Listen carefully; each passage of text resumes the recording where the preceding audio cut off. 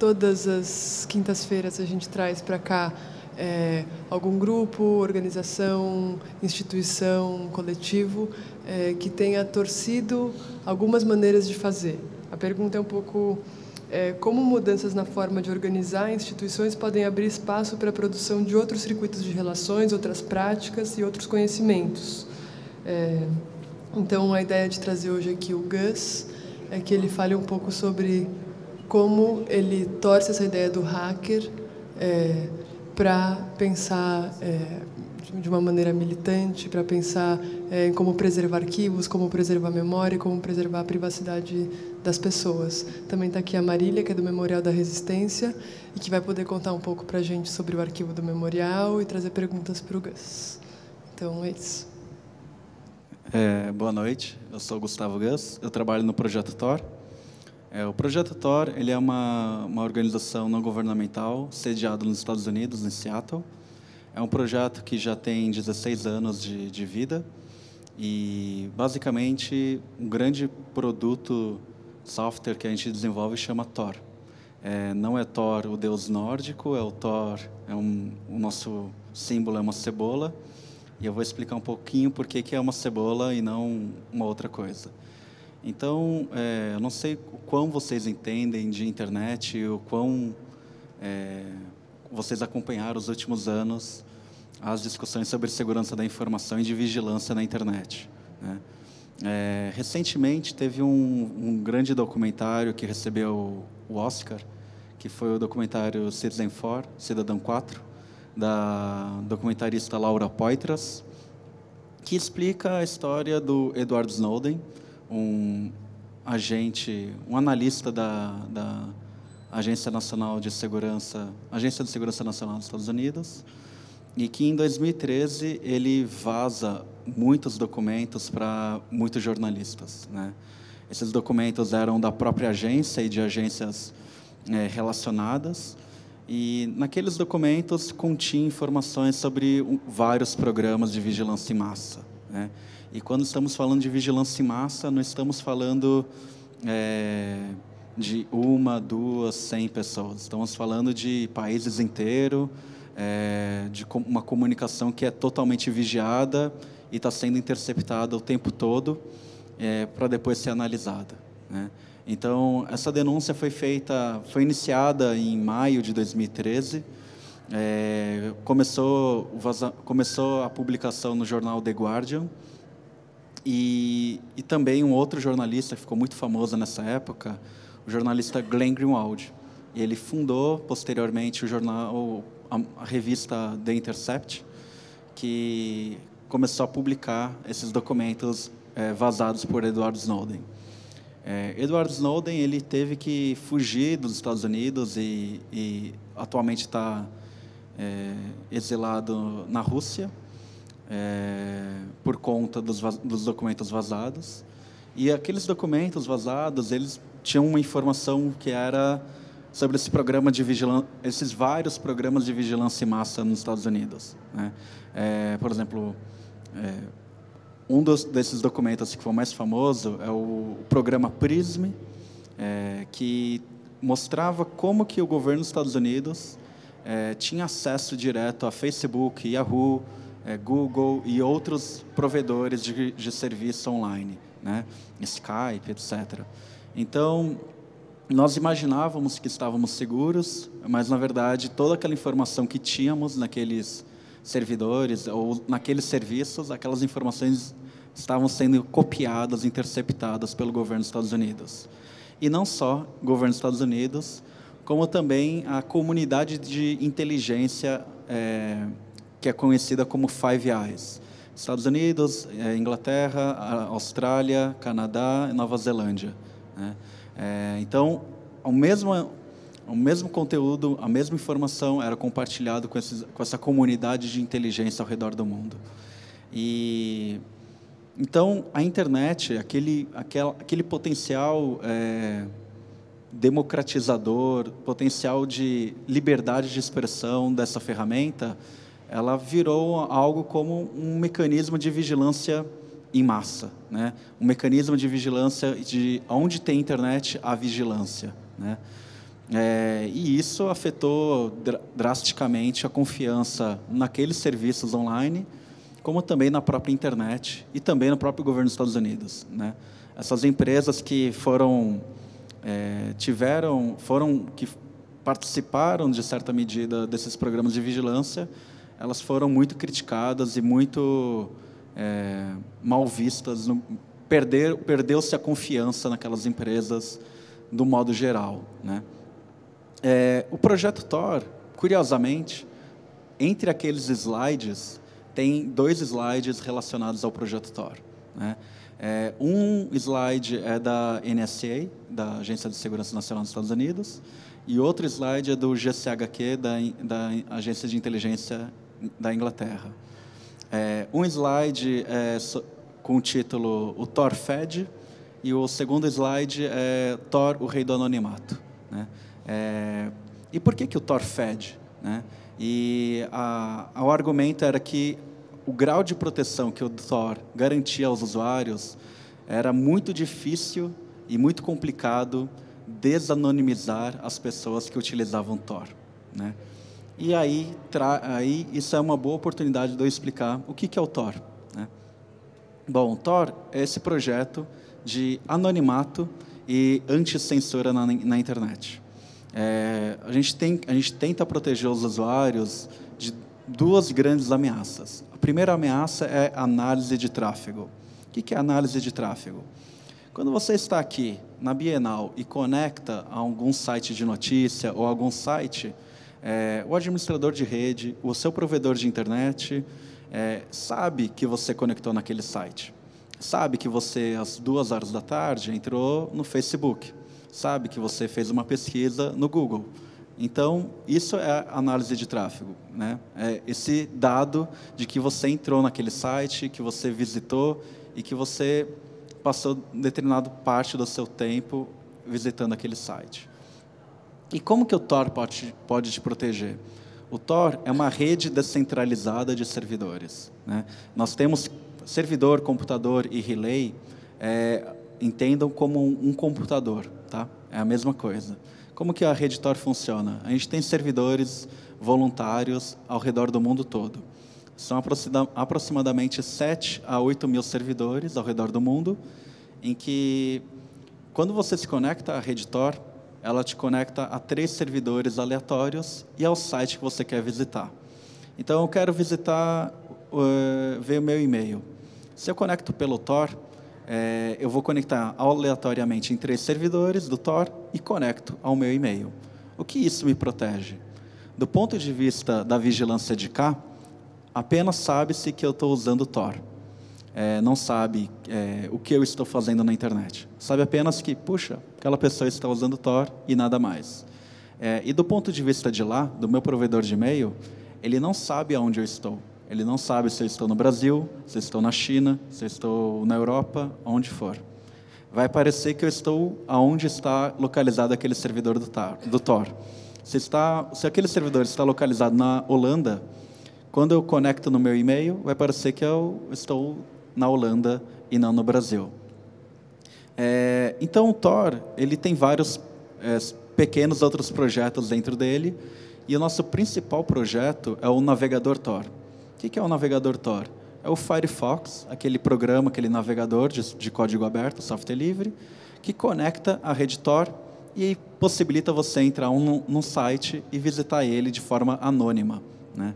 Então, o site ele não sabe que você está no Brasil, não sabe que você é de São Paulo, não sabe nada sobre você, a menos que você faça login no site e fala, olha, na verdade, sou eu que entrei naquele site, né? Então, o Tor ele é uma ferramenta que obscurece o nosso rastro na internet, né? A internet, por padrão, ela é aberta no sentido de qualquer um pode vigiar qualquer um. Quando eu estou utilizando o Tor, isso não é mais possível. As pessoas não sabem o que eu estou fazendo na internet, porque o meu tráfego de internet está embaralhado com o tráfego de outros usuários da rede Tor também. Para vocês terem uma noção, atualmente, a rede Tor tem cerca de 2 milhões de usuários diários, e até um paper, mas recente, dizendo que havia, na verdade, 8 milhões de usuários na rede Tor todos os dias, né? E o Tor, ele é essa ferramenta, e por conta dele ter essa rede descentralizada de servidores ao redor do mundo, ele acabou sendo muito bom em uma outra coisa. O quê? Na anti-censura. Então, quando um país bloqueia um site, se eu estou utilizando o Tor, eu não estou mais naquele país. Eu estou acessando aquele site da Holanda, da Alemanha, da França, dos Estados Unidos. Logo, eu consigo acessar aquele site, né? Vários exemplos aconteceram de censura ao redor do mundo, e uma forma muito simples de você ultrapassar a censura, driblar a censura, era usando o Tor, né? O Tor está disponível para todas as plataformas, para todos os sistemas operacionais. Está disponível para o Mac, para o Windows, para Linux, e também para celular, iPhone e Android, com um nome um pouquinho diferente para telefone. Para telefone é Orbot e Tor Browser para Android, e para iPhone é Onion Browser, né? São dois projetos que a gente tem dado mais peso, por conta que todo mundo hoje em dia tem celular, né? Então, o Tor, como ele surge nos anos 2000, naquela época a gente não tinha smartphone, né? E a gente nem pensava o quão popular ficaria o smartphone. E o desenvolvimento dessas ferramentas para smartphone e tudo mais, para quem trabalha na área de desenvolvimento de software, sabe o quão é uma tecnologia que fica obsoleta rapidamente, né? Então, você desenvolve e pouco tempo depois você tem que fazer ajustes, tem que mudar a tecnologia, portar código para outras plataformas, porque aquela plataforma já está obsoleta, já não serve mais, né? Por exemplo, hoje em dia já não existe mais aquela plataforma chamada Firefox OS, que era o sistema da Mozilla para telefone celular, né? Então, tem uma série de complicações que o mundo do dispositivo móvel nos coloca, né? A gente tem trabalhado com uma equipe nova para resolver isso e tudo mais, mas é um desenvolvimento, é algo que tem sido feito. Bom, então o Tor ele tem essas duas grandes funcionalidades. A proteção para você do que você está fazendo na internet. Então, se houver um problema de vigilância massiva num país, aquilo que você está fazendo na internet, um governo ou uma instituição privada, ela não consegue ver o que você está fazendo no Tor. Então, você pode continuar acessando sites de notícia, publicando artigos no seu blog, e nada vai revelar de onde você está ou quem você é, a menos que você fale, né? Então, o Tor ele é uma ferramenta utilizada muito por ativistas, jornalistas, blogueiros, pessoas que estão pessoas que precisam proteger a sua privacidade, precisam proteger o seu trabalho. Caso contrário, podem ser reprimidas, podem sofrer uma prisão e uma detenção, multa, ou o que for, né? Então, é uma ferramenta utilizada no mundo todo. Não só no Brasil, não só nos Estados Unidos, não só na França, né? É uma rede global de usuários, uma rede global de colaboradores. Isso é muito interessante, que o Tor ele é um dos principais projetos de segurança da informação e de segurança no modo geral, né? É uma comunidade aberta, uma comunidade de muitos colaboradores ao redor do mundo, e uma das coisas que nós queremos trabalhar, que estamos modificando, é deslocar um pouco o Tor do norte para o sul global, né? Então, a gente tem muitos colaboradores nos Estados Unidos, muitos colaboradores na França e na Alemanha, mas e nos outros lugares do mundo, né? Então, uma das coisas que estamos fazendo é aumentar a participação em eventos nesses países no sul global, facilitar oficinas sobre Tor, explicar o que é o Tor, como que eu instalo no meu computador, e também uma outra coisa que estamos fazendo é fazer teste de usabilidade, né? O que é o teste de usabilidade? Como que um programa é feito? Tem muitos desenvolvedores pensando, né, onde você clica, se o botão de sair da página fica do lado esquerdo, do lado direito, se quando você clica vai aparecer uma caixa de mensagem pedindo para você confirmar se vai sair ou não. Tudo isso daí são comportamentos que os desenvolvedores pensam e aplicam, implementam no navegador, na aplicação, no programa, no modo geral. O teste de usabilidade é justamente pegar o feedback dos usuários e falar, olha, colocar o botão OK em vermelho, as pessoas não clicam nesse botão, porque elas relacionam a cor vermelha ao vermelho do farol, que significa não faça isso, né? Então, o teste de usabilidade é justamente para pegar esse feedback das pessoas e melhorar esse software, né? E o que nós queremos? Nós queremos justamente o feedback de pessoas, defensores de direitos humanos, pessoas que estão no sul global, que vão trazer essa outra perspectiva de, puxa, precisamos melhorar desta forma, precisamos tirar essa mentalidade de desenvolvedor e deixar algo mais amigável para os usuários, esse tipo de coisa. Então, o Thor ele tem trabalhado nessa frente também. Bom, acho que as duas principais coisas do Thor é esse mecanismo anti-censura e o anti-vigilância dele, né? O Thor ele é famoso por isso, e é por isso que, para as agências de agências de controle, o Thor fede, e é isso. Obrigada, Gustavo. Vou passar para a Marília e depois a gente pode abrir para conversa depois. Bom, sou Marília, sou historiadora e museóloga, coordenadora do Memorial da Resistência, e muito obrigada pelo convite. Queria fazer uma breve digressão para vocês, enfim, tentarem um pouco pensarem por que o Memorial da Resistência, qual é a relação, ainda que seja mais óbvio nessa semana, qual é a relação qual é o interesse com a questão de segurança digital, mas é uma breve digressão sobre o que é o Memorial da Resistência. O Memorial da Resistência é um lugar de memória, é um museu constituído onde era o antigo DEOPS, Departamento de Estado de Ordem Política e Social, né? Uma delegacia, desculpa. Enfim, Departamento de Delegacia. E são duas delegacias de ordem de controle e vigilância, essencialmente, focadas na questão.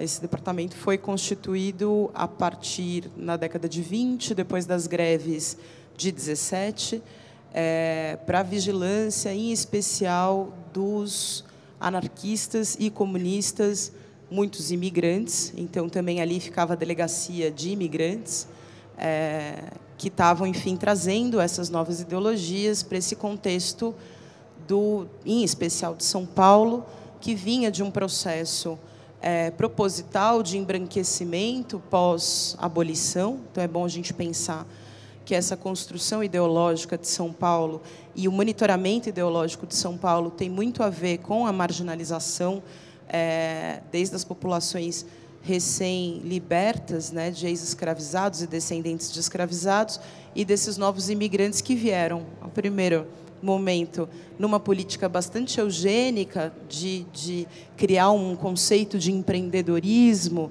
numa verdadeira política de cota de embranquecimento e de favorecimento dentro desses contextos, mas também muito associado ao controle ideológico e à vigilância desses mesmos imigrantes que vinham para cá.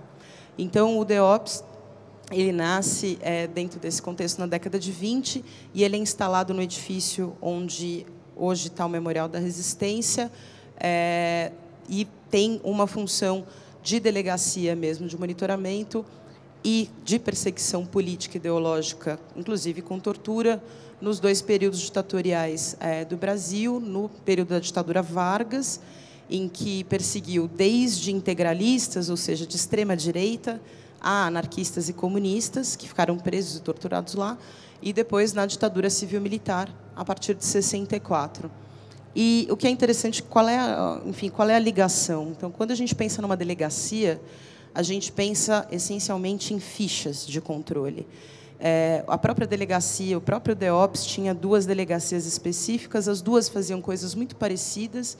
Elas monitoravam pessoas e pessoas envolvidas em questões ideológicas, mas de pontos de vista diferentes. O que isso representa em termos de estrutura de documentação? 2 fichas, né? Então, quando a gente entra no Arquivo Público do Estado e vê o fundo do DEOPS, a gente encontra 2 tipos, 2 coleções diferentes, 2 fundos documentais diferentes. Eles não eram necessariamente cruzados. E quando a gente pensa, então, na década até de 60, né, a gente não precisa chegar no período Vargas, a gente pensa que você tinha uma certidão de batismo, uma certidão de nascimento, uma certidão de casamento, uma ficha no DEOPS daqui, uma ficha no DEOPS do Rio, e que isso não era necessariamente integrado, ainda que houvesse, e é isso que é importante dentro desse contexto, uma tecnologia de vigilância, né? Então, o que a gente vê na documentação é que você tem uma estrutura de produção de documentos e de guias que orientam essa perseguição ideológica. A gente chega em 2018 e a gente vê uma ascensão da extrema-direita em muitos lugares, né, inclusive no Brasil. A gente pode tomar como exemplo a Turquia, e a gente pode pensar também no controle da informação na Rússia, ou na extrema-direita na Europa, na Polônia, e no revisionismo e tudo mais. E como funciona essa vigilância hoje, né? Que é uma questão que depois que eu vou passar para o Gus para poder falar isso. Então, vamos supor, se a gente tiver um novo DEOPS, ele precisa ter um prédio de 5 andares, a escuta precisa ser feita fisicamente, né? Então, que tipo de monitoramento? Quais são as palavras-chave? Então, alguém que fica falando do lado do celular, do lado do Instagram, camisa polo, camisa polo, camisa polo, camisa polo, aparece o anúncio no Facebook e no Instagram. Qual é esse mecanismo? E se eu ficar do lado do celular falando comunismo, comunismo, comunismo, comunismo? Para onde vai essa informação? Hoje, a certidão de nascimento, a certidão de casamento, tudo isso, além de estar relativamente o CPF, enfim, todas as questões, a gente ainda dá todas essas informações em forma de 1 milhão de algoritmos em todas as nossas curtidas, em todos os nossos perfis públicos, em todas as nossas interações. Toda vez que a gente dá o CPF na farmácia, no banco, toda essa movimentação compõe uma ficha nossa, uma espécie de outra vida nossa digital, que é uma outra vida facilmente acessável. Então, pensando nisso, pensando em perseguição ideológica, a gente sai de uma lógica do DEOPS, dessa delegacia que nasce na década de 20, que é uma lógica vertical, uma lógica hierárquica de pastas, né? Então, você tem uma pasta uma pasta em outra ficha. Não necessariamente essas 2 fichas que estão, cada uma em uma pasta, dialogam, para uma lógica do hipertexto, de uma lógica de rede, em que a gente é um nó de informação, a gente vai colando um monte de penduricalho ali, e quem acessa essa rede? Qual é o nosso nível de proteção?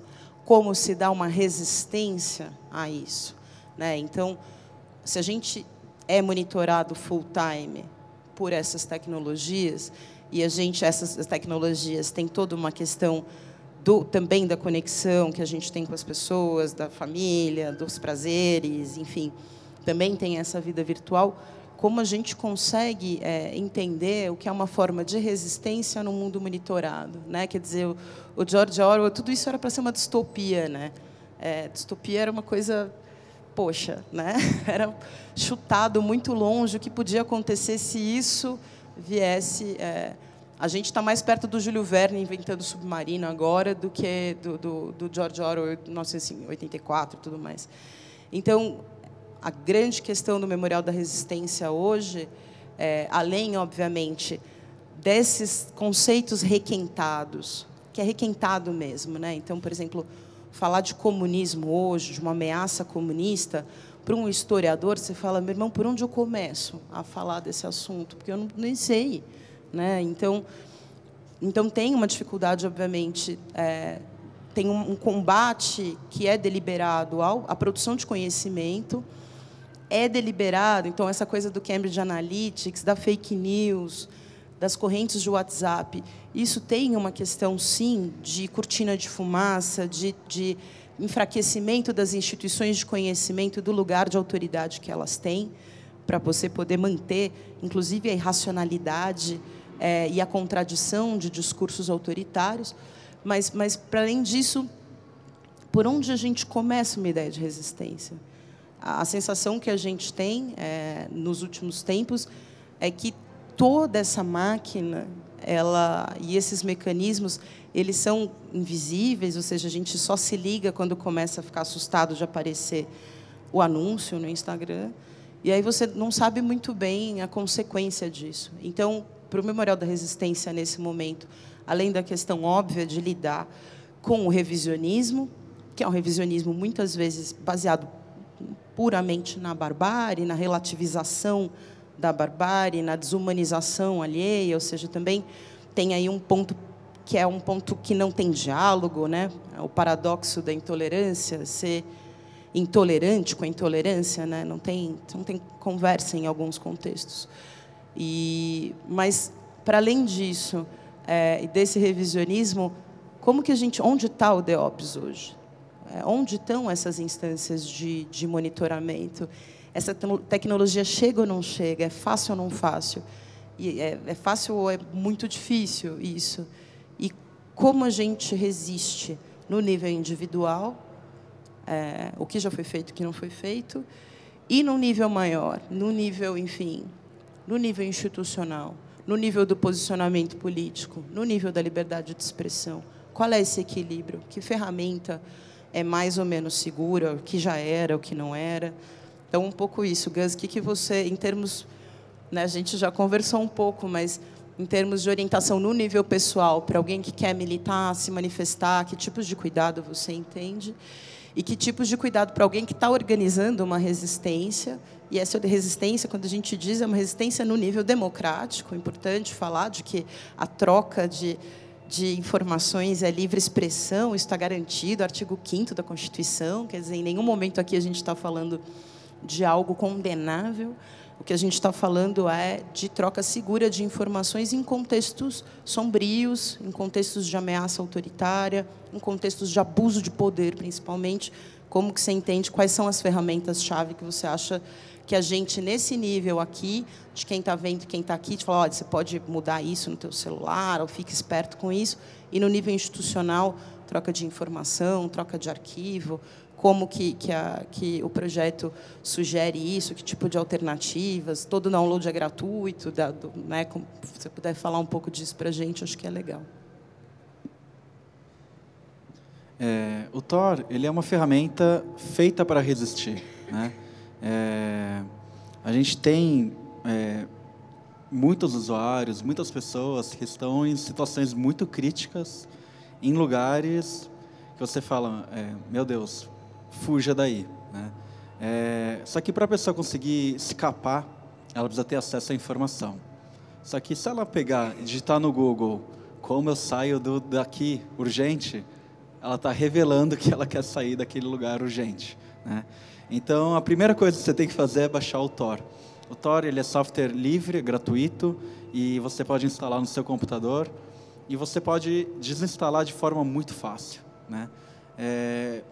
O modelo de ameaça do Tor, a ideia do Tor é que, imagine que você é um diplomata e você está num país que não é muito amigável ao seu país de origem. Você está lá naquele país, você precisa comunicar ao seu país de origem alguma informação. Se você usa a internet normal, convencional, ela é insegura por padrão e o seu adversário facilmente interceptaria a internet. Por quê? Ele controla a internet daquele país. Então, ele pode saber quando você está conectado, o que você está enviando, para quem que você está enviando. Então, ele pode interceptar aquela informação.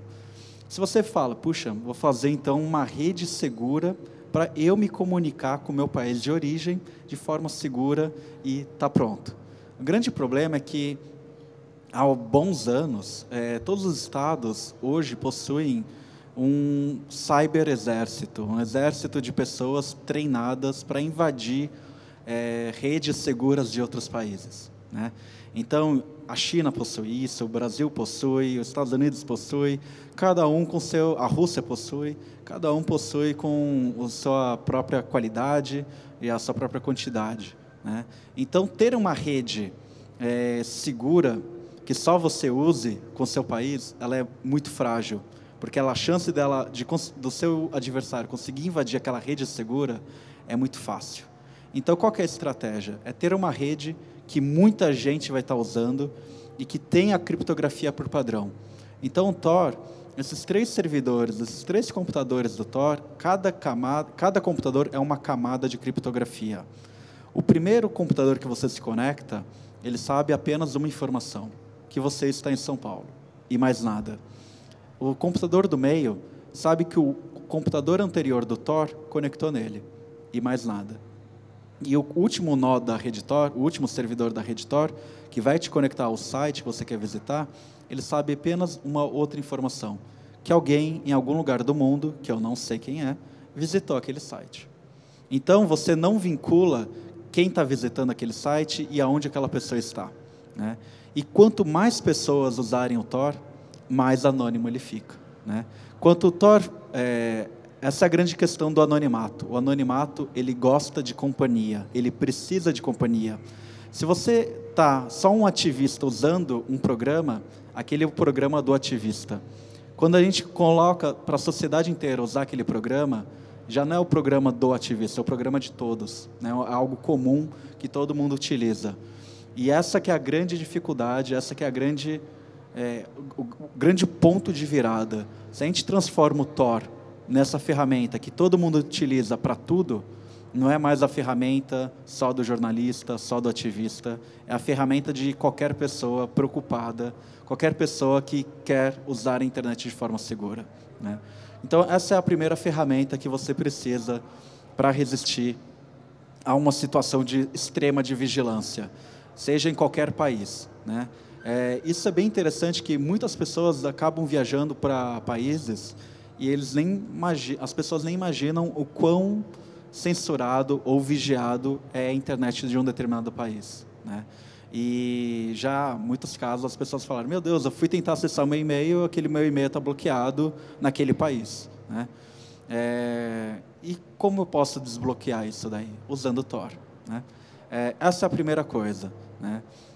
Ainda sobre o panorama de vigilância, a gente tem que entender que temos 3 níveis de vigilância, pelo menos. O primeiro nível é uma vigilância massiva, ou de forma geral, uma vigilância do governo, que ela pode ser massiva ou pode ser individualizada. Ou seja, eu vou pegar aquela pessoa e vou vigiar porque ela é uma pessoa muito perigosa, é um terrorista, eu vou colocar pessoas seguindo ela. E uma outra vigilância, que é essa vigilância massiva, que é: eu copio todos os dados que as pessoas enviam para a internet e eu salvo nos meus servidores e depois eu analiso e eu vejo o que elas estão falando. Eu posso fazer buscas retroativas, ou seja, o que aquela pessoa estava falando há 10 anos atrás, né? Será que eu já posso incriminar ela como um terrorista, né? Então, essa é a vigilância em massa. Esse é um nível de vigilância, né? Ou uma opção de vigilância. A segunda opção é o próprio modelo de negócio da internet, né? O Big Data, a propaganda não consensual, que a gente clica e fala: não, aceito usar esse serviço aqui. Eu clico e aceito alguma coisa. O que é esse modelo como que funciona esse modelo de negócio? Basicamente, a gente está sendo vigiado o tempo todo por essas empresas e eles vendem produtos a partir dos nossos dados. Então, quando eu estou numa aba, navegando num site de imagens, e na outra aba eu procuro sapato, e a partir da primeira aba aparece propaganda de sapato, não é porque eles leram minha mente, é que eles estão me vigiando, eles estão vendo o que eu estou fazendo, coletando aquelas palavras-chave e falando: olha, aquela pessoa tem interesse em sapatos, ela quer comprar um sapato para esse final de semana, então vou fazer uma propaganda automática vendendo um sapato, né? A gente tende a personificar a vigilância, a imaginar que a vigilância é uma pessoa, é um homem, alguém ouvindo. A vigilância, ela é basicamente computadores, é software hoje em dia. Ela está automatizada, né? Então, da mesma forma como o governo, ele não vai ter apenas pessoas seguindo outras, mas comprando programas e softwares e hardware ou seja, computadores para vigiar as pessoas, o mesmo se aplica na área do modelo de negócio da internet. Facebook, Google, essas grandes empresas, elas capturam os dados das pessoas e vendem para terceiros, né? Em nome de as pessoas querem uma publicidade dirigida, uma publicidade útil, né? Imagina você estar na internet e receber uma publicidade de guarda-chuva. Para você não vai fazer o menor interesse, porque você não gosta de guarda-chuvas. Agora, se for de sapatos, vai falar, puxa, ótima publicidade, era o que eu queria para esse final de semana. Então, o modelo de negócio da internet hoje em dia, baseado na vigilância. Isso está em todos os serviços gratuitos, né? Existe uma famosa frase que na internet, se é gratuito, é porque você é o produto, né? Então, esses serviços gratuitos, eles se mantêm como? Capturando os dados das pessoas e usando eles, né? E ainda tem um outro nível que envolve a vigilância no trabalho, a vigilância na família, a vigilância de ex-companheiros, que é uma vigilância que também existe, né? Então, existe todo um mercado chamado de stalkerware, que é uma pessoa vigiar uma outra pessoa, né? Então, esses 3 níveis, eles coexistem, eles estão aí, e atualmente eles estão sendo colocados em prática todos ao mesmo tempo, né? Então, quando você está num grupo no WhatsApp, tem pessoas que estão colaborando com uma campanha de político para falar, olha, essas pessoas, eu concedo a permissão de vigiarem o grupo que eu participo e a utilizarem o meu número de telefone para pegar aquelas mensagens e avaliar o sentimento da mensagem. Puxa, eu fui lá e publiquei uma notícia. Como as pessoas reagiram àquela notícia? Reagiram mal? Reagiram bem? Então, eu vou lá, se reagiu bem, eu mando uma outra parecida. Até eu mapear aquele meu público e conseguir manipular emoções, manipular sentimentos. Então, o que é tolerável para você? O que é intolerável? O que você acha que mudaria a sua opinião política em determinado assunto, né? E isso daí temos toda uma indústria de machine learning, de observação de expressões, observação de como as pessoas reagem na internet para manipular as pessoas, né? Isso daí ficou muito claro na campanha do Donald Trump na Casa Branca, né? A utilização do serviço do Cambridge Analytica, que é uma empresa dos Estados Unidos que fez uma coisa, basicamente, criaram um aplicativo para o Facebook, um aplicativo que supostamente era para fazer um quiz, você respondia algumas perguntas e informaria que princesa da Disney você é, ou o que você seria, e as pessoas responderam aquele questionário, e aqueles dados, na verdade, você estava dando permissão inconscientemente, e sem supostamente o Facebook saber, permissão também dos dados dos seus amigos, né? Então, o escândalo do Cambridge Analytica coletou dados de milhões de pessoas, e o segundo passo que eles fizeram foi, ok, temos dado da pessoa, que páginas essas pessoas curtiram, quem são os amigos dessas pessoas, o que elas gostam de fazer, onde elas vivem. O segundo passo é usar algoritmos de machine learning, usar algoritmos para categorizar aquelas pessoas, né? E o terceiro passo é definir aqueles grupos que eu categorizei e falar, olha, grupo de pessoas que adora futebol americano e é do estado de Nova York, eu vou fazer esse tipo de publicidade dirigida. Vou falar que a Hillary Clinton quer acabar com o futebol americano. E isso é muito eficiente, porque as pessoas confiam nessas plataformas, né? Essas plataformas, supostamente, elas colocam a vida pessoal dela, elas colocam os relacionamentos dela, né? Então, elas confiam nessas plataformas que está seguro, está protegido. E o fato não estão, né? Esse é o escândalo do Cambridge Analytica, esse é o escândalo hoje do WhatsApp. As pessoas perderam confiança nessa plataforma, e isso está ficando cada vez mais evidente, né? As pessoas desconfiam das mensagens que chegam nos grupos do WhatsApp. Aquela mensagem é meu amigo que está enviando, ou ele está só replicando uma mensagem que alguém já fez para ele enviar para o meu grupo, né?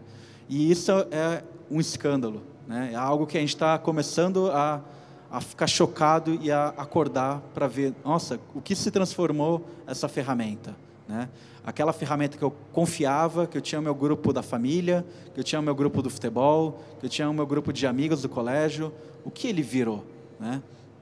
Então as pessoas estão preocupadas com esse nível de monitoramento, vigilância e ao mesmo tempo de máquina de propaganda, que é isso basicamente que se converteu essas plataformas, né? Então a gente tem aconselhado algumas outras ferramentas para dar uma maior proteção. Uma ferramenta que a gente tem aconselhado é a utilização do Signal. Signal também é um software livre, de código aberto. Ele é desenvolvido por uma empresa chamada Open Whispers, e ela tem a recomendação de grandes especialistas de segurança da informação, como o Edward Snowden, que é esse denunciante que eu falei no início, e também da documentarista Laura Poitras, do Bruce Schneier, que é um dos gurus da segurança da informação, e outras pessoas mais, né? O que essa ferramenta nos possibilita?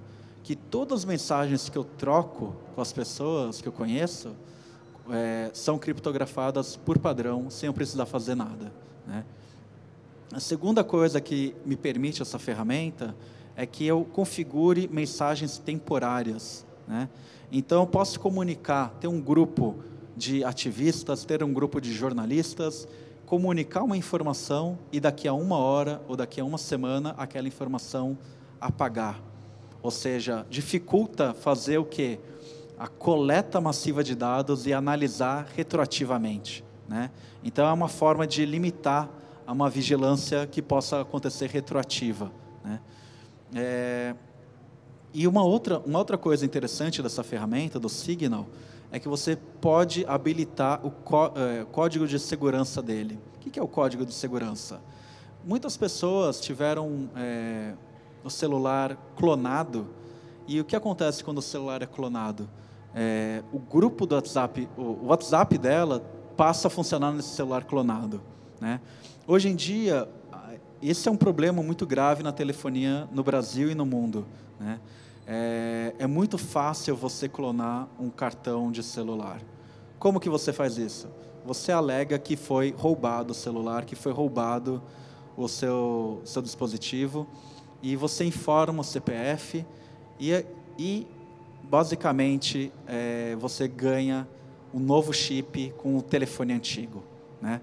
E aí você coloca em qualquer celular, instala o WhatsApp e começa a conversar como se fosse a pessoa a se passar por ela, né?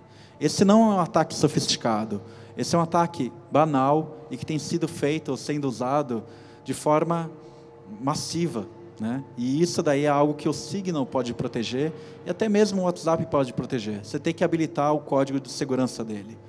O que é o código de segurança? Quando a pessoa clonar o seu celular, clonar o seu cartão e colocar de novo no celular, o celular vai pedir para você, olha, digita aquele código que você digitou quando você instalou o aplicativo.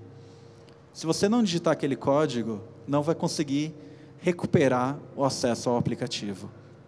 Então, isso é uma forma de se proteger muito simples e de baixo custo. Você não tem que pagar nada para habilitar isso daí. E isso daí é uma coisa muito interessante, que a área da segurança da informação, a área da segurança, ela geralmente vende soluções prontas e vende caixas pretas para as pessoas, né? As pessoas só falam, não, usa isso daqui que é seguro. Usa esse produto que vai estar 100% inhackeável, 100% seguro. 100% seguro não existe, né? A segurança, ela sempre é um processo que você vai construindo. Ferramentas podem te ajudar a deixar seguro, mas elas têm todas as ferramentas possuem vulnerabilidades, né? Principalmente ferramentas digitais, softwares, né? Então, não existe 100% inhackeável. Porém, também não existe 100% vigiado, né? E eu gostaria de lembrar o caso do Edward Snowden, de novo, que ele trabalhava na Agência de Segurança Nacional. E essa Agência de Segurança Nacional foi hackeada por ele. Ele roubou esses documentos e publicou para o interesse público, né? Ele não publicou para ficar rico, não roubou para ficar rico. Ele viu o que estava acontecendo, viu que aquela vigilância ultrapassava os limites legais impostos nos Estados Unidos e no mundo todo, e revelou aquilo para o mundo, falou: olha o que o mundo está virando, olha o que futuro teremos, né? E o Tor é uma ferramenta essencial para isso daí. Se você se expõe para fazer uma denúncia, você vai ser alvo, né? Porque, da mesma forma que o Edward Snowden teve que fugir dos Estados Unidos, no momento que você faz uma denúncia, você vira alvo. Então, temos uma outra ferramenta para utilizar para vazar documentos de forma sigilosa, né? É uma ferramenta chamada SecuriDrop. O que é o SecuriDrop? Ela foi desenvolvida pelo Aaron Swartz, que foi um ativista pela liberdade da informação. Ele se suicidou alguns anos atrás, depois que ele foi pego coletando dados, coletando papers do MIT, que ele ia publicar na internet de forma como acesso aberto, acesso livre, acesso ao conhecimento, como um dos lemas da cultura hacker, que é a informação quer ser livre. O Aaron Swartz, ele tinha um paper, tinha um desenho de um sistema de como que você pode vazar um documento sem que o jornalista saiba quem é você, né? Então, como que funciona isso daí? E se você está utilizando o Tor, você envia um documento para uma pessoa, você não vai estar se identificando e nem o jornalista vai saber aonde você está, porque você está atrás de 3 servidores ao redor do mundo, aleatórios, né? Então, o SecuriDrop, ele é uma ferramenta muito interessante para conseguir vazar documentos, e tudo que você precisa é utilizar o Tor para acessar essa ferramenta e publicar documentos, né? Hoje em dia temos alguns sites que usam o SecuriDrop. Por exemplo, o The Intercept, aqui no Brasil, ele usa o SecuriDrop. E se você usar o Tor, você clicar lá, quero vazar um documento, tem lá a página para vazar o documento. Em outros países tem outros sites. Por exemplo, o New York Times possui um, o New Yorker também possui outro, e assim por diante. O vazamento de informação é uma forma de resistência e é uma forma de quebrar conspirações, quebrar planos, né? Então, a gente tem uma enxurrada de fake news, uma enxurrada de mentiras e de operações psicológicas para nos atordoar e não deixar pensar. Se uma pessoa tem acesso a uma informação de um plano ou de uma informação que desmente aquilo é capaz de desmobilizar aquela rede, aquela conspiração de pessoas de quererem controlar uma determinada informação. E isso daí é algo que pode mudar realidades, pode mudar futuros, né?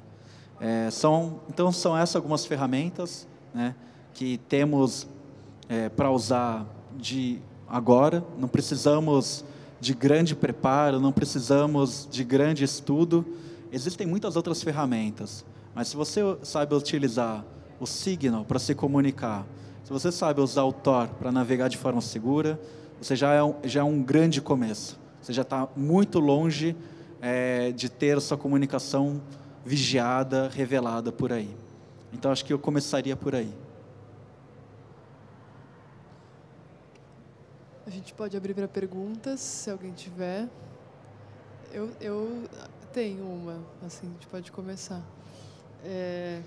Enfim, depois desse bate-papo inicial, eu fiquei pensando um pouco quais os limites entre segurança, paranoia e resistência, porque por exemplo, pensei até com a fala de terça-feira, eu sei que se eu trancar a porta da minha casa quando eu sair e fechar a janela, eu estou segura, eu não vou ficar na rua paranoica pensando que alguém pode entrar pelo duto de ar, porque eu sei que isso é improvável. Então, eu sei que eu estou segura, eu sei que eu estou resistindo a algo que eu não quero que entre na minha casa e eu não fico paranoica, eu estou relativamente tranquila.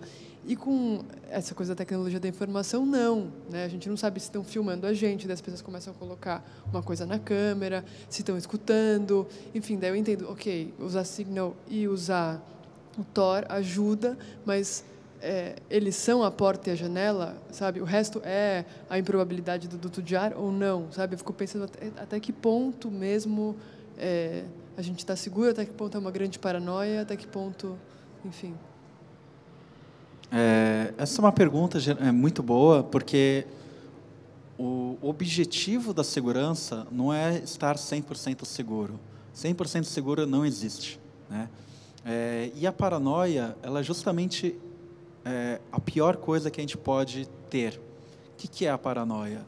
A paranoia é você imobilizar, eu não vou pesquisar sobre isso, eu não vou entrar naquele site, eu não vou falar com aquela pessoa, porque eu estou sendo vigiado, né? E aí já perdemos a resistência já não é mais possível. Se as pessoas têm medo e não conseguem reagir por medo, é que já não há como resistir, né? E como que a gente pode quebrar isso daí? A primeira coisa é implementar medidas de segurança, né? Essas medidas de segurança, elas vão variando de acordo com o período que nós vivemos, né? Então, há momentos que precisamos de mais medidas seguras, às vezes precisamos de menos medidas, algo mais soft, mais leve, né? Então, primeiro, depende qual que é o seu risco, qual o seu ativismo e qual o seu risco. É uma atividade muito arriscada ou é uma atividade que, bom, se eu me comunicar com as pessoas, conseguir, não, está ótimo, a chance de eu ser detida é muito pequena. Então, precisa avaliar qual que é o seu ativismo. É um ativismo que está na ponta da lança ou é um ativismo que ou uma pessoa que, tudo bem, eu publico algumas coisas no Facebook, publico algumas coisas na internet, mas eu não estou lidando com documentos secretos, né? Então, a primeira coisa é uma consciência de si, de entender que coisas eu estou fazendo, que materiais eu estou manipulando, que ativismo é esse que eu tenho, né? Hoje em dia, as ferramentas que nós temos, o celular é uma das piores coisas para a segurança do modo geral. Por quê? Porque o celular ele é primeiro um mecanismo de vigilância e depois um mecanismo de comunicação, né? O que o celular faz? Ele primeiro informa aonde eu estou e isso está relacionado, a minha localização, minha geolocalização está relacionado diretamente com o CPF e isso é informado o tempo todo para quem quiser na rua e para qualquer antena de telefonia móvel, né? Então, uma das técnicas de vigilância que existe é você simular que você é uma antena de telefonia móvel e você passa a receber as chamadas das pessoas e a capturar as chamadas da pessoa e a fazer uma escuta e saber onde aquela pessoa está, com quem ela fala, que mensagem ela está trocando e por aí vai, né? Esse dispositivo é chamado de maleta. E quem quiser estudar um pouquinho sobre grampo e tudo mais, tem uma literatura muito boa, chama CPI dos grampos, né? Foi uma investigação feita em 2008, acredito, ou 2007, que envolveu um escândalo sobre os grampos sem áudio envolvendo juízes do STF. Acho que aquele é uma forma de você entender o quão longa é essa rede de grampo no Brasil, né? Não à toa, o Brasil foi conhecido como a Grampolândia ou a República dos Grampos, né? Então, a primeira coisa que você tem que ter na cabeça é o telefone, ele não tem nenhuma camada de proteção, nenhuma camada de segurança, né?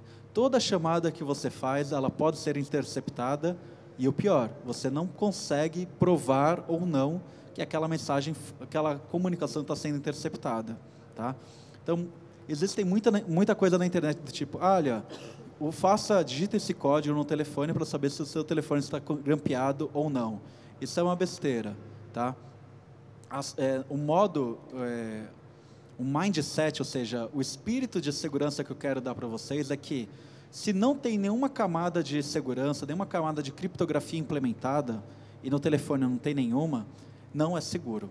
Você não vai passar informações sigilosas ou sensíveis, ou que possam comprometer a segurança ou a privacidade de outra pessoa pelo telefone. Erros muito comuns, né? As pessoas imaginam, olha, eu não represento risco nenhum a ninguém. Então, eu vou estar falando com minha amiga aqui, e eu vou passar a senha do cartão de banco pelo telefone. Ou vou passar a senha do meu e-mail pelo telefone. E está tudo bem. Não, não está tudo bem. Né? Se não é um governo, pode ser uma pessoa, pode ser uma pessoa que está ouvindo você no bar, ou na escola, ou na faculdade, ou no trabalho. Né? A gente tem aqueles 3 níveis de vigilância. Seja governo, seja empresa, sejam outras pessoas mal intencionadas querendo saber o que você está falando, como você está organizando, ou o que você está dizendo. Né?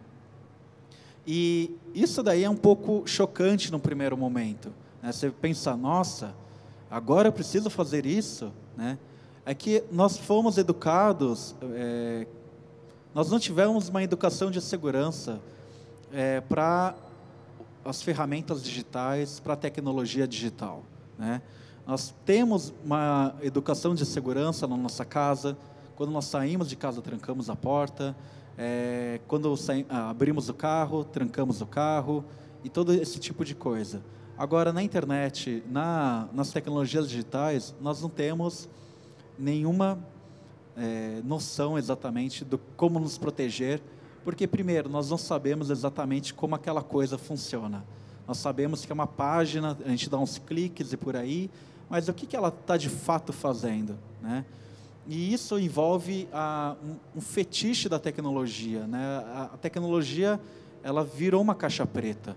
Né? Antigamente, você abria uma máquina e você via se aquela máquina tinha um grampo ou não, porque o grampo era físico, estava na máquina.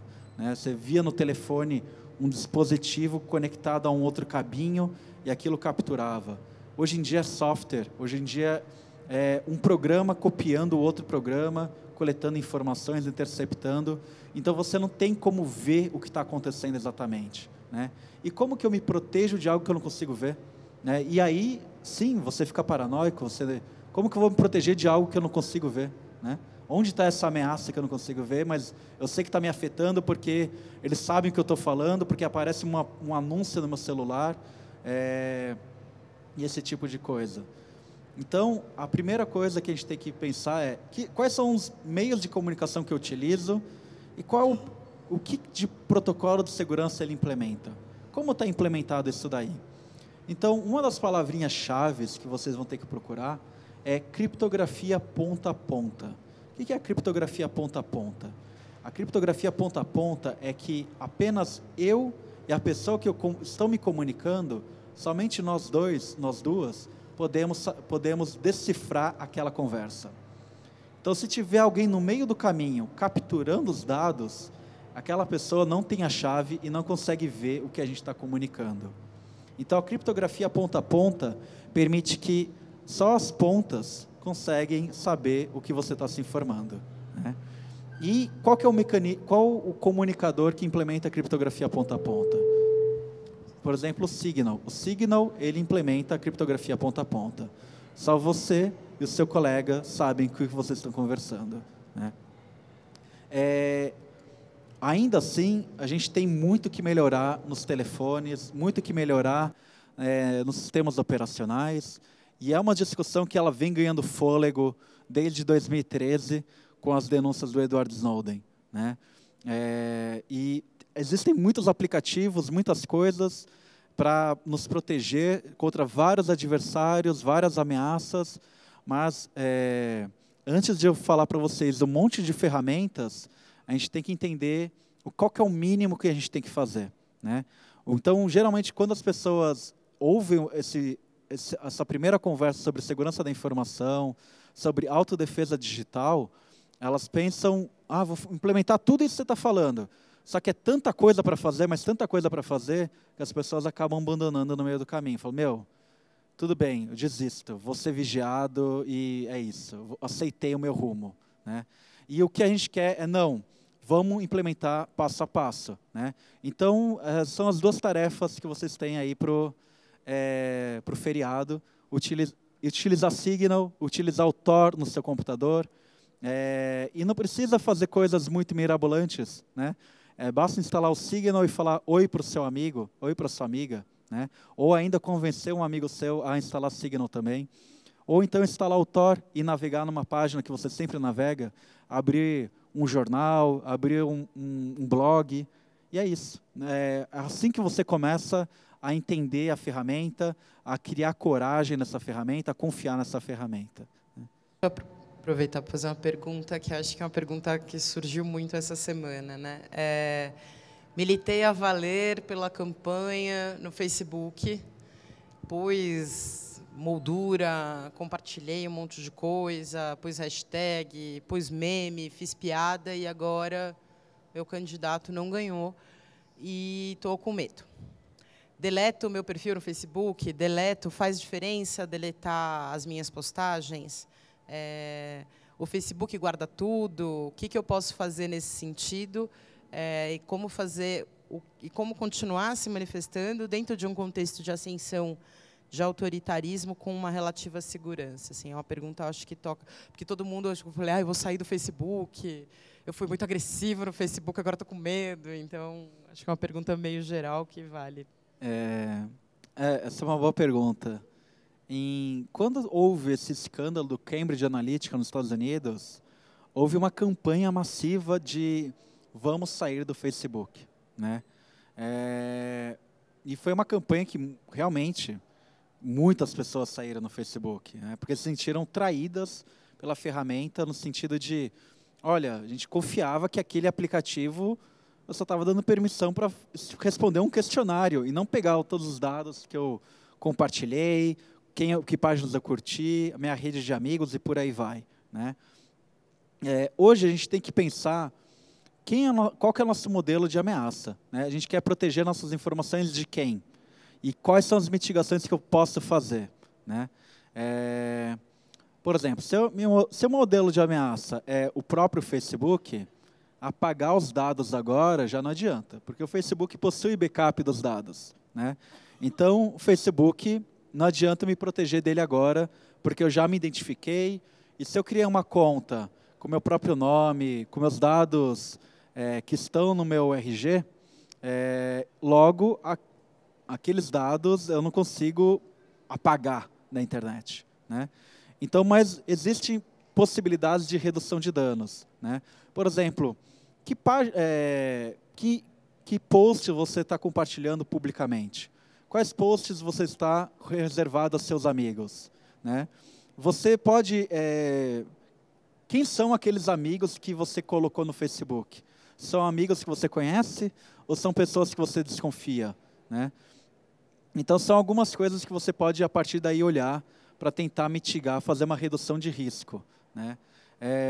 Mas uma coisa que eu sempre gosto de falar é a segurança da informação não funciona retroativamente, né? Ela é daqui para frente, ela é uma questão de prevenção, né? Não dá para apagar o passado na internet exatamente, né? Para algumas coisas. Para algumas coisas, sim, as pessoas têm formas de apagar esse passado, né?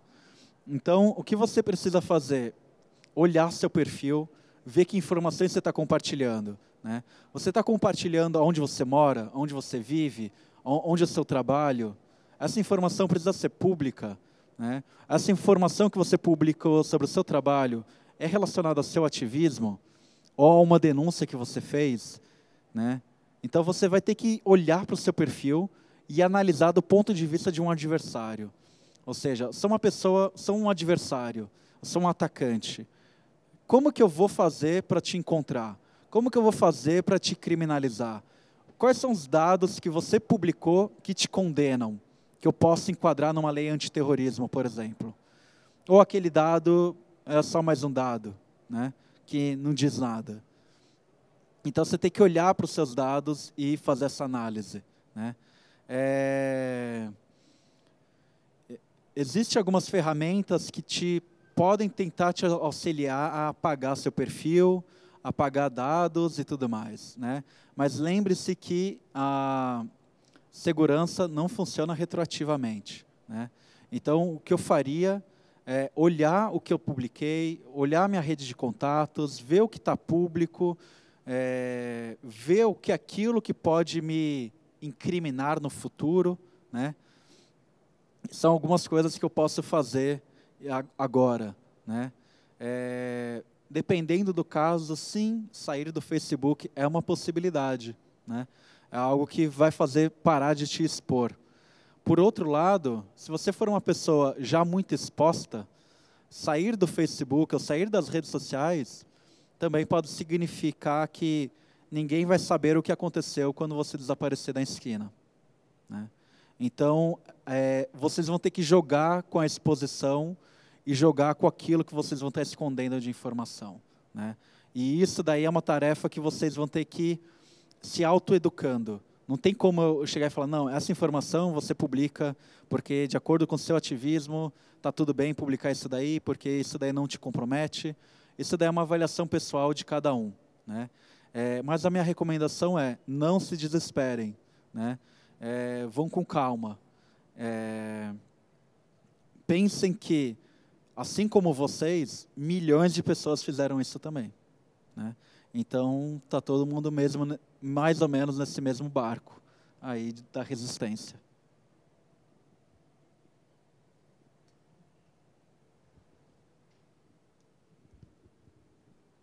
Eu fiquei pensando que, tanto de um lado quanto do outro, você protege a autoria, sei lá. Então, mesmo para uma pessoa que quer vazar documentos falsos, ela vai ficar uma impunidade maior. Quer dizer, o ideal seria só pessoas que tivessem bons interesses e boas intenções pudessem usar, e não é o caso. Então, não sei como você vê esse lado de que também está sendo protegida a identidade de pessoas que estão vazando. Isso daí é uma pergunta muito frequente, né? Por exemplo, Tor, ele pode ser usado por qualquer um. Qualquer um. Qualquer um mesmo? Qualquer um mesmo. Inclusive más pessoas na internet? Sim, inclusive más pessoas na internet.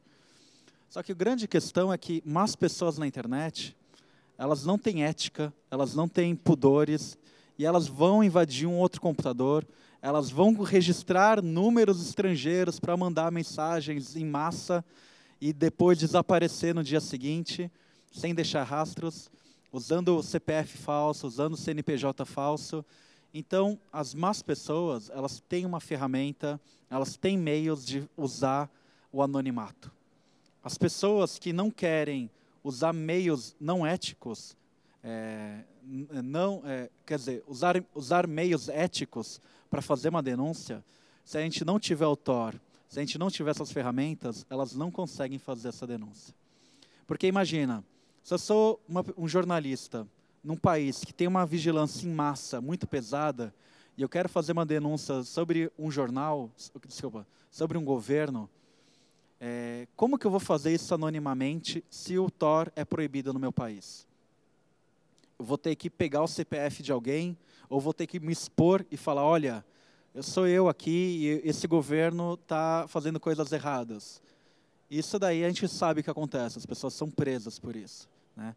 Então o Tor, ele possibilita que essa pessoa ética, que quer fazer uma denúncia sobre um escândalo de corrupção, sobre alguma coisa que está acontecendo, tenha a sua privacidade preservada, né? Uma coisa que o SecuriDrop faz é, quando você manda, você não publica direto a denúncia.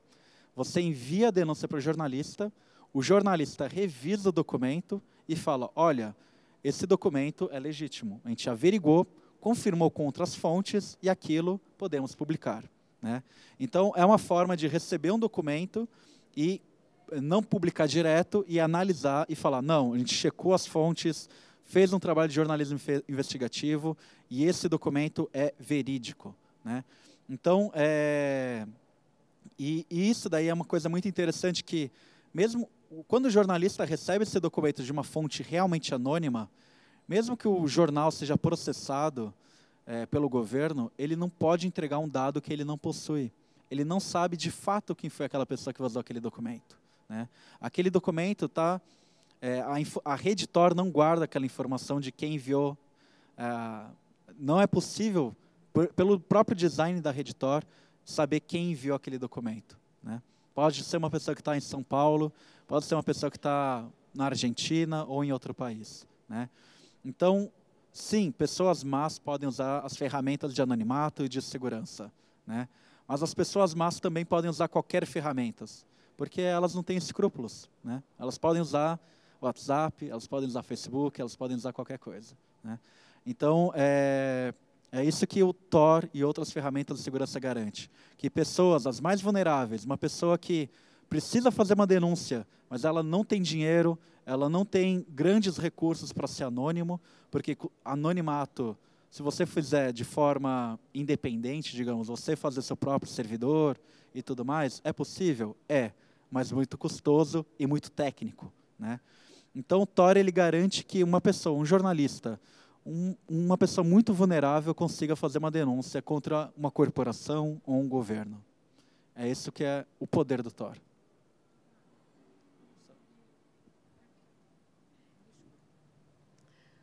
Obrigada. Então, a criptografia de ponta a ponta, ela existe no WhatsApp também.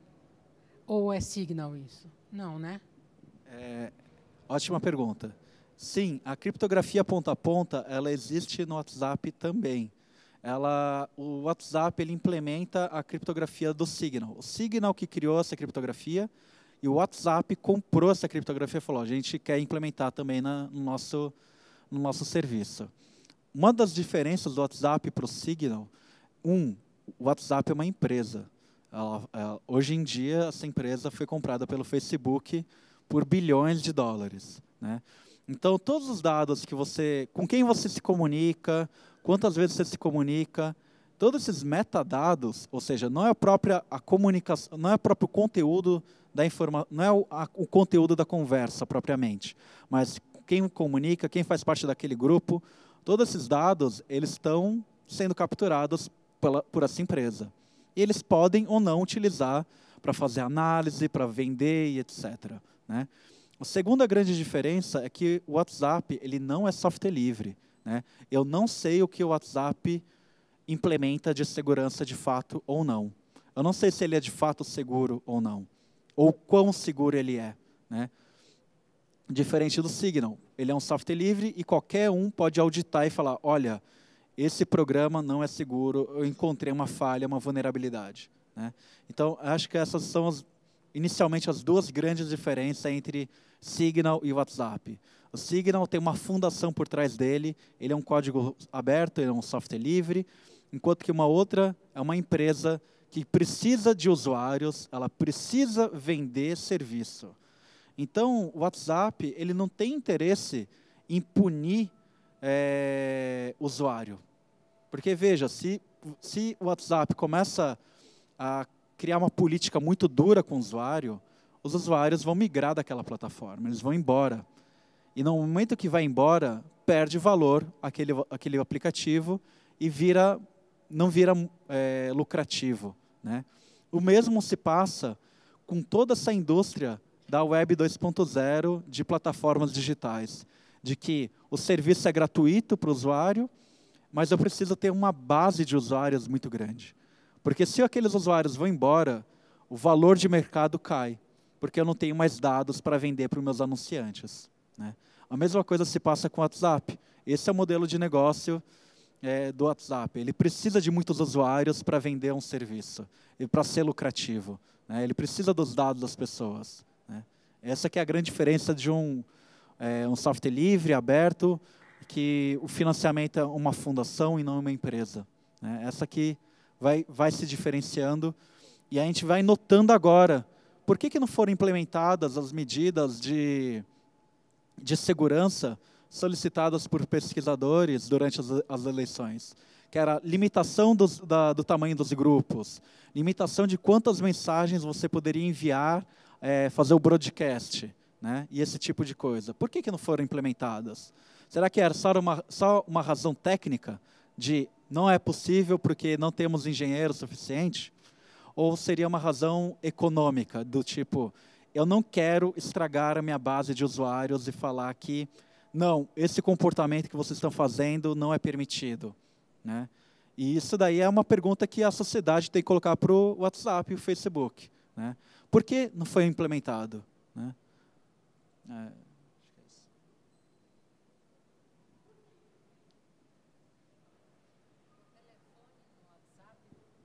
O telefone no WhatsApp também é criptografado? Sim, quando você usa o WhatsApp tanto no computador quanto no telefone, ele está com as mensagens criptografadas. Quando chamada, se eu não me engano, também. Tá? No Signal, você pode fazer chamada por voz, mandar documento, fazer videoconferência, está tudo criptografado e com uma garantia muito boa de que aquela informação está preservada. Tá? Como o WhatsApp ele é um software proprietário, é muito difícil, enquanto especialista de segurança da informação, falar para você, não, pode confiar, porque eu sei como funciona. A gente não sabe como funciona a criptografia, como funciona na prática a criptografia do WhatsApp. A gente sabe o que ele disse, como funciona, né? Mas pode ser que a gente não saiba de tudo que está rodando no servidor do WhatsApp. É isso. Alguém tem alguma pergunta?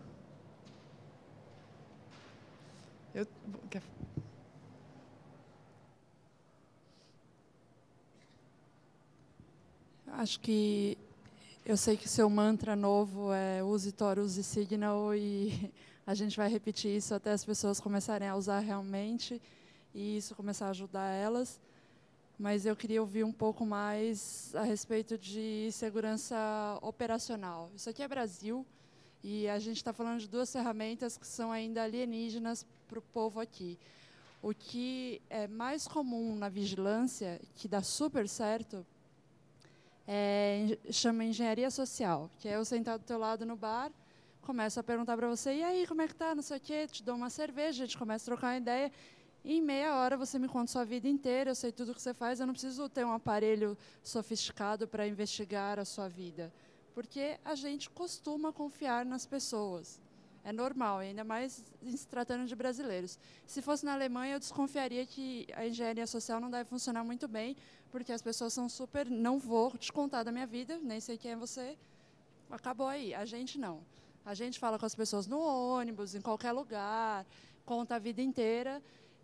Como é que a gente vai ter que trabalhar com essa questão de segurança num estado futuro de exceção com o povo brasileiro que tem essa característica expansiva de diálogo, e isso é ótimo. A gente só precisa saber como evitar que as pessoas sejam presas por conta dessa expansão no bar.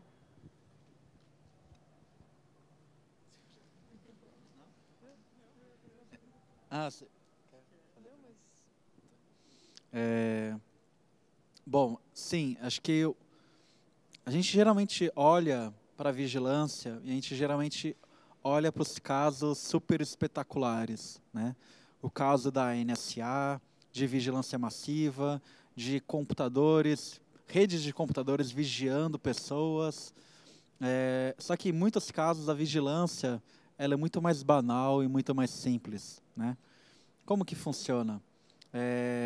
Uma das coisas implementadas pelo governo é a ronda virtual. O que é a ronda virtual? São oficiais, policiais, agentes, que olham páginas do Facebook e veem o que as pessoas estão comentando na página do Facebook, né? Então, eles não invadiram o Facebook, eles não invadiram o seu celular e eles não estão olhando a câmera do seu computador. Eles estão apenas vendo aquilo que você publicou na internet, né?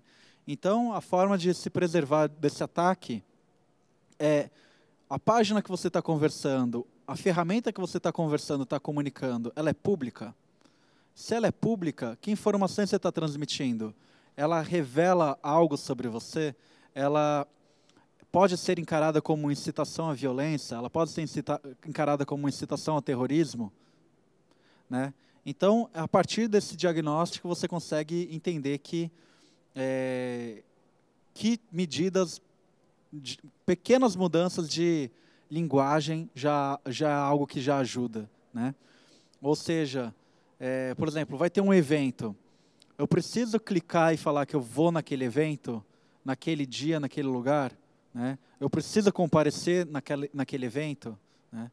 Então, a vigilância, ela ainda aqui no Brasil, ela tem mecanismos muito manuais, né? Ela ainda talvez não esteja tão automatizada quanto em muitos outros países, com certeza. Né? Então, pequenas medidas disso que a gente está chamando de segurança operacional vão facilitar muito. Né? Por exemplo, quando você vai num bar, vai na faculdade, onde você deixa a sua mala? Onde você deixa o seu celular? Né? É muito comum as pessoas deixarem o celular em cima da mesa, ir no banheiro e depois voltar e o celular não está mais lá. Né?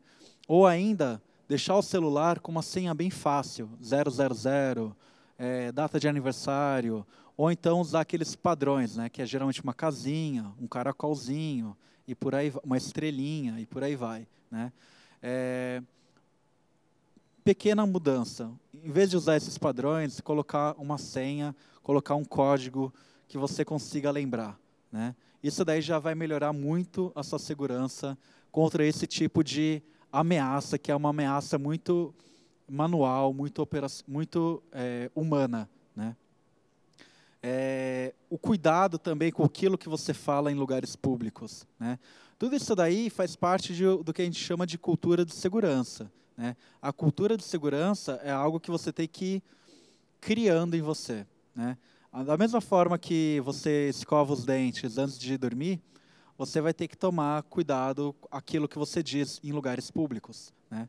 Que informação você está colocando publicamente? É uma informação que expõe o seu trabalho? Por exemplo, você vai falar na rua a senha do e-mail do seu trabalho? Não, você não pode fazer isso. Né? Antigamente, quer dizer, hoje em dia as pessoas têm uma grande confiança numa nas outras e falar no meio do bar, ah não, está aqui meu cartão de crédito e a senha é 1, 2, 3, 4, 5, 6, passa lá para mim. E esse tipo de comportamento a gente tem que mudar. Né? Precisamos ser mais perceptivos com a informação que a gente está passando para as pessoas, né? Ao redor. Porque é isso, a gente tem várias camadas de vigilância. Né? Não é só o governo contra as pessoas. Existe uma camada de seguidores, de pessoas que são fãs, ou uma própria milícia que vai estar capturando essas informações, vai estar fazendo listas cinzas sobre pessoas que são ativistas, jornalistas que são comprometidos. Então, tem que tomar cuidado com esse tipo de vigilância, que é uma vigilância molecular. Né? E é muito interessante que esse tipo de vigilância, o mundo já passou por isso. Né? Pegando ainda esse exemplo da Alemanha, na década de 80, tinha lá a Stasi, né, a polícia secreta alemã, e ela era muito temida na Alemanha, a Stasi. Né? E quem for no museu da Stasi vai ver que a forma da vigilância da polícia não era eletrônica, não era informática. Né? Não porque não tinha esses equipamentos disponíveis na época. Sim, tinha. Né? Então, se você for no museu, você vai ver que um dos equipamentos que eles possuíam era um regador, e quando você virava o regador, você apertava um botão e tirava uma foto da bunda do regador de planta. Né? Então, basicamente, você estava num cemitério regando plantas, uma pessoa era assassinada, então você via quem era aquela rede que estava em volta daquela pessoa, e você é apenas o jardineiro regando o cemitério e fotografando aquelas pessoas. Né? Esse é o caso super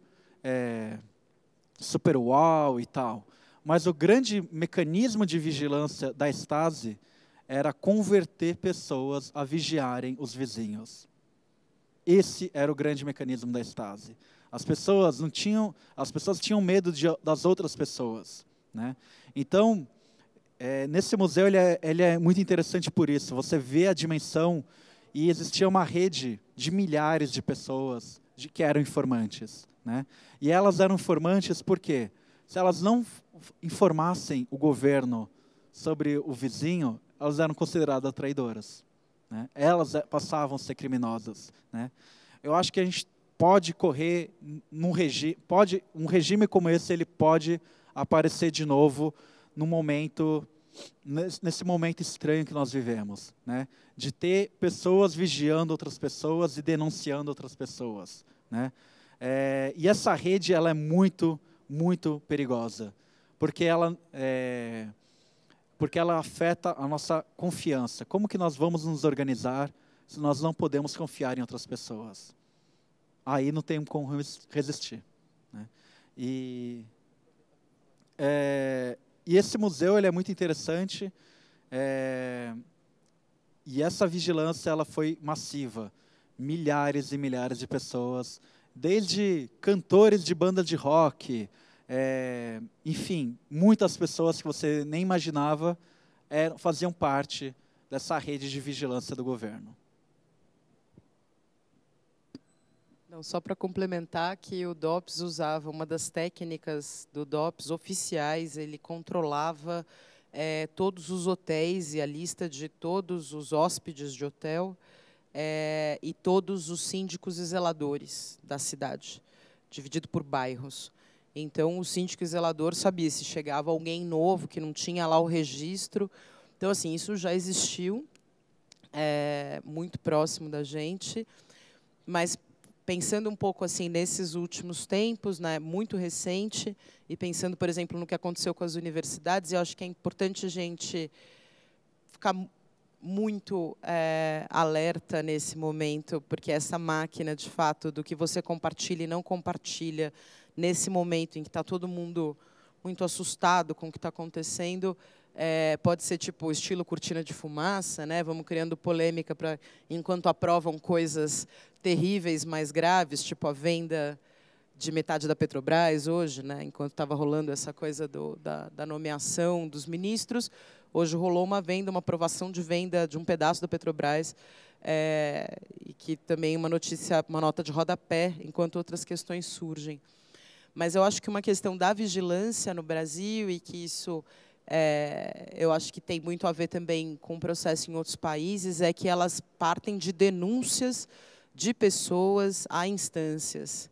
Então, não é necessariamente a instância do governo vigia e documenta e vai atrás e faz um mandato de busca e apreensão. Alguém denuncia que existe um material X na universidade e aí tal instância vai lá com um mandato específico.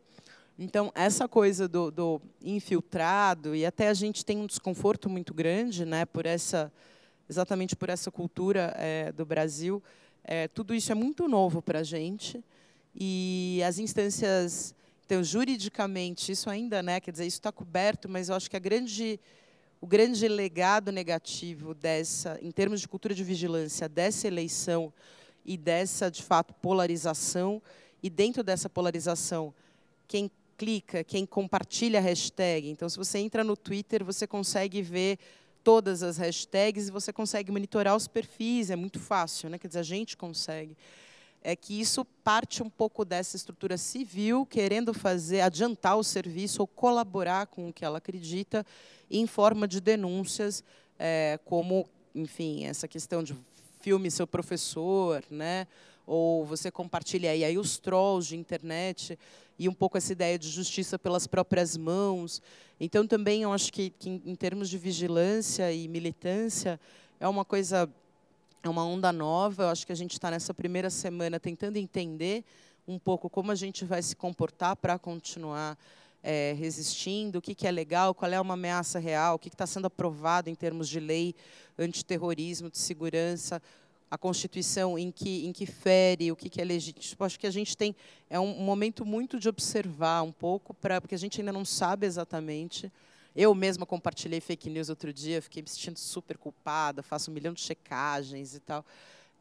Mas eu tenho muito a impressão de que, mais do que os computadores que vão ficar monitorando a gente falar resistência, resistência, resistência, é um pouco quem está em contextos específicos e que fala, olha, essas pessoas estão com conhecimento específico, vou fazer uma denúncia que tem material X lá, e aí você tem que voltar nessa discussão, o que é o comunismo, né? Do tipo, antifascista não quer dizer que você é comunista, né? Ou dizer que é fascismo não quer dizer que você tá assumindo que uma pessoa X é fascista, meu irmão, quer dizer, qual é a lei, onde está a Constituição, cadê o mandato, né? Aquela coisa, a polícia pede teu celular e tem a lei, mas você não vai dar, né? Então, de fato, a gente está no Brasil, é outra cultura, mas eu acho que a grande questão dessa vigilância nesse contexto e da resistência nesse contexto é que eu não imagino, ou pelo menos eu não acho que vai ser o próprio Estado botando o dedo diretamente, mas vai ser o Estado convidando os acólitos a fazerem justiça com as próprias mãos e criando este caminho, esses caminhos de denúncia, de cópia, de troll, de fake, de clone e tal, dentro de uma tecnologia de informação que a resistência está começando a entender, né? Então, um pouco isso. Será que o perfil X é um perfil criado pelo... A gente começa a ficar maluco, assim, compartilhei esse meme, mas será que os caras estão compartilhando para monitorar todo mundo que compartilha e tal? Então, acho que a gente tem ainda, pelo menos, um tempinho para entender como essa máquina vai funcionar no pós-eleição e como as instituições vão responder isso. Mas eu tenho a impressão de que é isso, de que essa base de denúncia de pessoa física, de grupos organizados, como uma paramilitância virtual, vai ser muito mais efetiva em termos de vigilância, porque ela não necessariamente respeita a ética, que é o que a gente está falando, e não respeita nada, né? A gente já tem acompanhado, do que necessariamente o Estado ir lá e printar você no Facebook e fazer um mandato de busca e apreensão ou perseguição você por organização comunista. Eu acho que vai ser muito mais a denúncia, e aí é muito isso de mudança cultural, de como que a gente lida dentro dos grupos da família, né? Então, eu ouvi 1 milhão de pessoas dizendo, nossa, meu pai vai me denunciar pelo DOPS.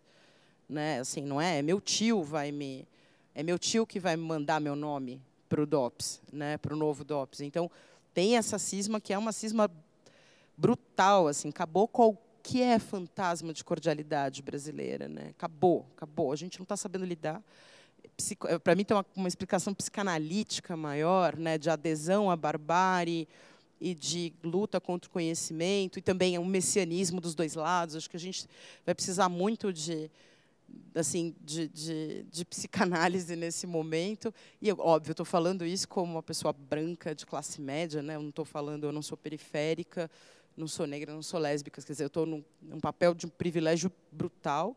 A gente sabe que já está acontecendo, que a violência já começou a piorar, né? Porque nunca deixou de existir para essas populações. Mas eu realmente tenho a impressão de que isso vai ser uma coisa muito da base, que o Estado vai, como manipulou, vai continuar manipulando esses caminhos para a vigilância e para o monitoramento ideológico. Assim. Alguém quer perguntar alguma coisa? A gente pode se abraçar. Eu tenho uma... Você quer perguntar? Não, eu tenho mais uma coisa. Uma das técnicas que está sendo utilizada é chamada de doxing, uma técnica de ataque. O que é o doxing? Eu pego o seu nome e procuro tudo que você fez na internet, seu RG, seu CPF, onde você mora, seu telefone, todos esses dados que já estão em outros bancos de dados, como o SPC, Serasa, e eu pego esses dados e jogo na internet, e de repente milhões de pessoas começam a te ligar, mandar mensagem, a fazer ameaça, e isso está se passando com jornalistas e tudo mais, né? Então, uma mitigação possível é você olhar para todo aquilo que você tem público sobre você e ver se aquilo está te conectando aonde você mora, se está te conectando ao seu telefone, ao seu trabalho e por aí vai, né? Essa é uma técnica muito utilizada para intimidar as pessoas, né? Porque, de repente, você escreveu um comentário numa página, em algum lugar, a pessoa pegou seu nome, descobriu onde você mora, né? E começa a fazer vários ataques, né? Falar que vai te matar e tudo mais, né? Isso daí é algo que a gente tem que começar a se prevenir, e a forma de se prevenir é tomar cuidado com onde você expõe seu nome real, onde você expõe seu nome público, seu nome completo, e como que a pessoa conseguiria esses dados, né? Então, esse vai ser um cuidado que a gente vai ter que ter daqui para frente, de o quão a gente está se expondo na internet e o quão fácil é alguém encontrar onde a gente mora, nossos documentos e por aí vai, né? Geralmente está sendo utilizado esses bancos de dados da SPC, Serasa e outros, que são bases de dados para checagem de comerciante, basicamente. Eu quero saber se aquela pessoa tem dívida ou não, né? Só que o problema é que ela não só entrega essa informação, como também entrega onde você mora, quem é seu pai, quem é sua mãe, seu último endereço de residência fixa e essas informações, e acabam que com R$20, R$30, conseguem obter essa informação, não só de uma pessoa, mas de várias pessoas, e usam isso daí para te amedrontar, para te expor publicamente, né? Então, vários jornalistas, não só no Brasil, como no mundo todo, têm sofrido esse tipo de ataque, de doxing, né? Que é você pegar essas informações e publicar para deixar uma massa raivosa te atacar, né? Então, a gente tem que tomar cuidado onde a gente expõe os nossos dados. Se ninguém tiver alguma pergunta, eu queria fazer uma pergunta para a Marília, enfim, que trabalha no Memorial da Resistência, que supostamente era um lugar histórico, e talvez hoje em dia não seja mais, ou vai deixar de ser. E como vocês estão fazendo para resistir? Foi a pergunta que você fez para o Gus, e eu te devolvo, né? O que fazer para preservar esses documentos, para preservar a memória, para preservar as próprias pessoas que trabalham nesse lugar? Enfim, se você puder, até onde você puder contar isso para a gente. A estratégia de resistência do Memorial da Resistência, a gente agora fica falando, né, que a resistência do Memorial da Resistência ficou uma coisa circular, né? O Memorial tem 10 anos, ele nasce como um lugar de memória, ele vai se ampliando em termos de relação, falando exatamente de como essa tecnologia de violência e perseguição, em especial dos movimentos sociais, não só dos ideológicos, permanece. Inclusive, a gente está naquele território chamado como Cracolândia, e aí a gente vinha num crescendo, né, no sentido de fazer as permanências, ou seja, o Brasil fundado numa violência, o Brasil e a relação com a escravidão, a permanência e a criminalização dos movimentos sociais, mesmo depois da redemocratização, essa mesma estrutura de perseguição. Então, a gente estava muito dialogando com o território e tudo mais. Não que a gente vá deixar de fazer isso, mas agora a gente volta para o núcleo duro. Então, a estratégia de resistência este é um lugar desta memória, estas coisas aconteceram aqui, isto não é uma opinião, isso não é um lado político-ideológico, isso é história. História é uma ciência humana, as pessoas estudam, as pessoas têm documentos. Então, acho que a gente está num momento de defesa, até do ofício e da razão de ser dos museus, do ofício do historiador, o papel da pesquisa nos museus como um todo. A gente segue uma estratégia museológica que é norteadora do memorial desde a implantação, que todo museu se estrutura em 3 frentes, uma frente de pesquisa, uma frente de preservação e uma frente de comunicação. Tudo isso tem como coração, ou seja, como motor, essa questão institucional e a relação com a comunidade, né? A comunidade perpassa esses pontos. Então, a nossa resistência nesse momento é muito pesquisar e entender o que está acontecendo, quais são os pontos dentro dessa construção dessa memória no Brasil que permitem o revisionismo num grau tão profundo, ou seja, onde falhamos em termos de construção de memória. Essa é uma frente de pesquisa, então a equipe inteira é formada por historiadores, e então tem essa discussão de tipo qual é a construção dessa política de memória, por que isso acontece diferente na Argentina, por que isso acontece diferente no Chile, ainda que esse revisionismo dos períodos ditatoriais na América Latina esteja acontecendo em todos esses países, a gente está só puxando um pouco o bonde da relativização, né? Então, esse revisionismo histórico é uma questão, é uma tendência terrível, mas é. Então, muitos lugares na Argentina estão sendo atacados, no Chile, especialmente, com a eleição do Brasil, muitas ações violentas essa semana, há lugares de memória da ditadura no Chile, então é bem preocupante. Então, na frente de pesquisa, isso. Na frente de preservação, é esse entendimento mesmo. Quais são os acervos, quais são os arquivos, qual é a legislação. Então, um pouco nessa frente de entender. E tem um trabalho também de preservação, de relação nossa com todos esses parceiros, defensores, ex-presos, juristas, Comissão Nacional da Verdade, onde está cada um, que está todo mundo bastante... vinha trabalhando, né, num constante assim nisso, então a gente também tem uma parte importante de articulação, de ouvir, conversar e entender quais são as frentes jurídicas que estão rolando e tudo mais. E na frente de comunicação é exatamente como que a gente lida com o revisionismo também. Então, as visitas educativas são visitas em que os professores, a gente é o ponto final de uma etapa de luta dos professores. Então, o professor consegue... A gente, enfim, toda pessoa que saiu numa excursão do colégio sabe o quanto é um périplo para organizar, porque você tem que fechar, o pai tem que autorizar, tem que pagar o ônibus, aí tem que fazer o lanche, aí tem que vir, aí tem que vai. Então, é tudo uma excepcionalidade muito grande, e aí você vai movimentar essa energia toda para ir num lugar de uma memória em disputa, de uma narrativa em disputa. Então, os grupos que chegaram lá, e a gente tem recebido muitos, eles são, de fato, a prova assim, de que os professores falam, pelo amor de Deus, ajude, deuses todos, tipo, nos ajude a trabalhar com essa questão.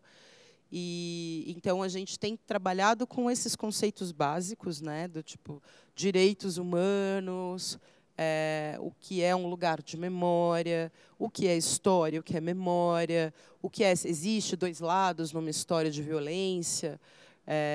Ou será que todo mundo é vítima de um grande arranjo? Quem são essas questões? O que é a violência de Estado? O que é diferente da violência civil?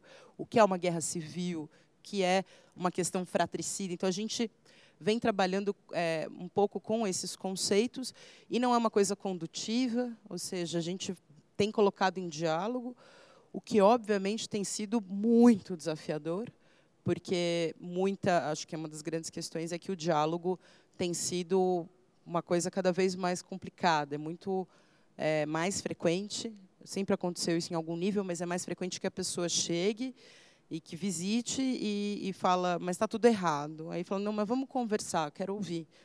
O que você acha? Porque não tem esse outro lado. Eu falei, não, mas aqui o que aconteceu aqui não tinha esse outro lado. Talvez ali naquele outro museu tenha, mas aqui o que rolou foi isso. Vamos conversar, de repente.